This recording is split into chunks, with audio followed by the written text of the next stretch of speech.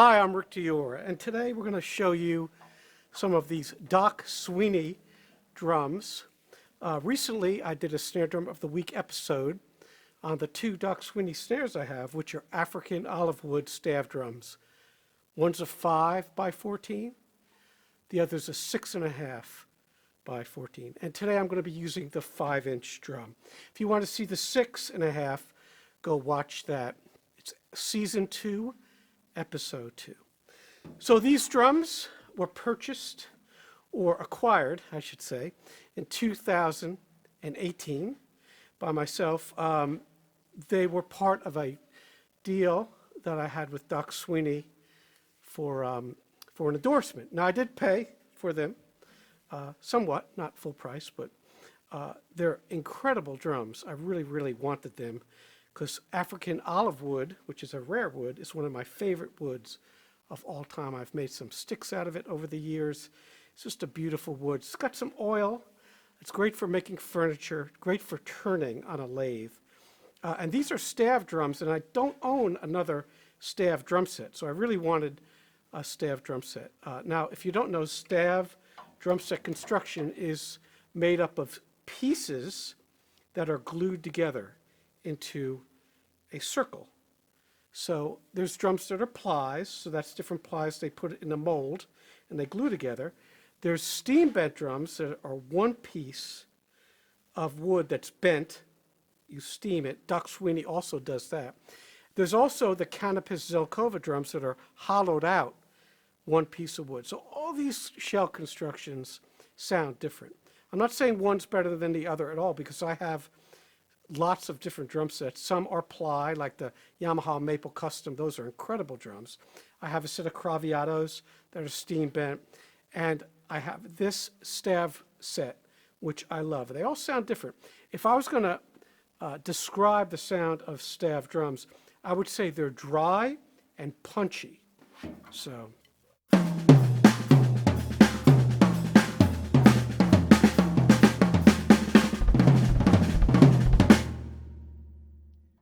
they're very easy to tune as long as they're made well. I have played some Stave drum sets. I'm not going to mention the manufacturers that sucked.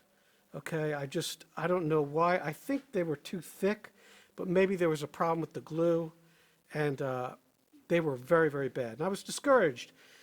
But then I was at a show. I was playing a clinic at a show several years back, and I heard some of these Doc Sweeney Stave drums, and I was blown away. So I said, I got to get me some of those. So I called up Patrick, who's the owner of the company, Patrick Sweeney, and he put me in touch with Steve, who's their drum builder and designer. I think he still is. I haven't talked to him in a while. And they hooked me up with these drums. I think at the time they might have been at Bentley's drum shop, if I'm not mistaken. I could be mistaken. So anyway, Doc Sweeney was located in San Diego. I think they're in Santa Cruz now. But they build all their kits, custom kits. I have had a student who's also has gotten an endorsement, and I think she went with the steam bent drums, if I'm not mistaken. But they're beautiful drums. They're expensive. Any kind of boutique custom drum builder that's of this kind of quality is going to cost you some cash. It's just the way it is. Very painstaking construction goes into these. It's not, they're not mass producing these things. It's one kit at a time. So you're going to pay for that. But you get what you pay for, especially when it comes to drums. And these are amazing drums, one of a kind. I don't know if they're making any more olive wood drums, but these and the snare drums were probably made out of the same lot of African olive wood, because they look exactly the same. A lot of times woods, different planks, if it's heartwood or sapwood, it'll look completely different. So if you buy different drums, but they'll look different because of the way the woods were sourced. Not in this case, it's all uniform. I definitely wanted 2 toms and a floor tom. And a lot of their kits are 1 up and a floor. I did not want that. So almost all the time, my playing consists of these 2 toms for playing Latin music, pop music, things like that. Not necessarily jazz, but those things. So I definitely wanted that, and this was available, so I jumped on it. These do not have bass drum mounts, so they're going to be floating. If that drives you crazy, then it's probably not the kit for you.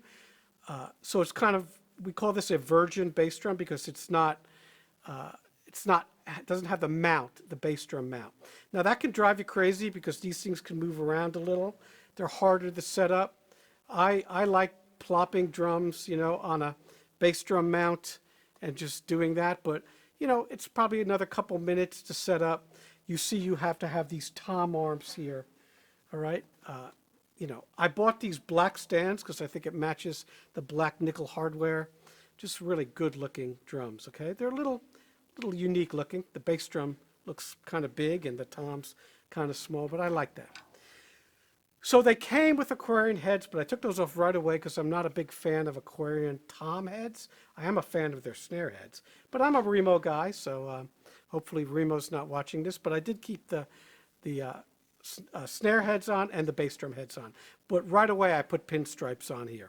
I really like the way pinstripes sound on these particular drums.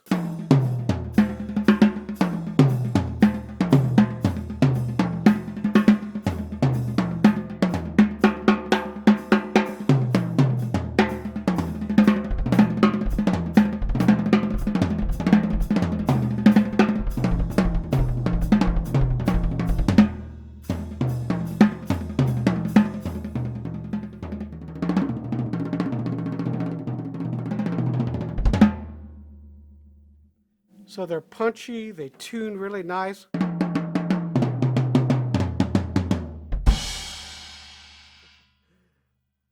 And, you know, they stay in tune. No problems with tension rods coming loose, none of that. They're great quality drums. Now, these heads are pretty beat up because I do a lot of sessions with these. And one of the reasons I bought them is at the time, in 2018, I was playing a lot of Latin music. With a band and different, doing a lot of recording like that. And they sound really, really good for that stuff. So.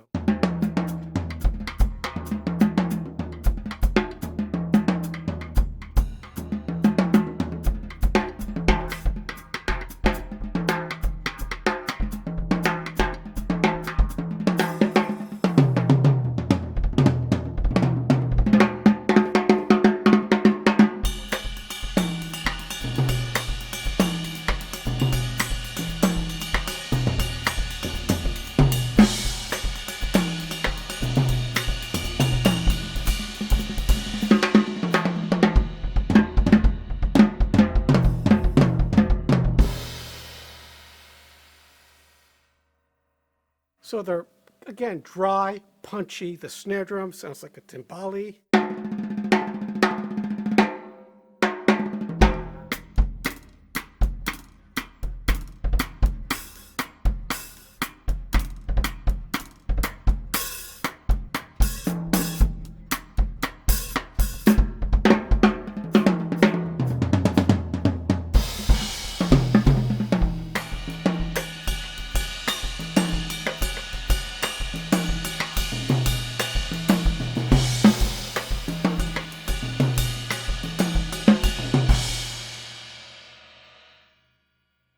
Just a very, very melodic sound.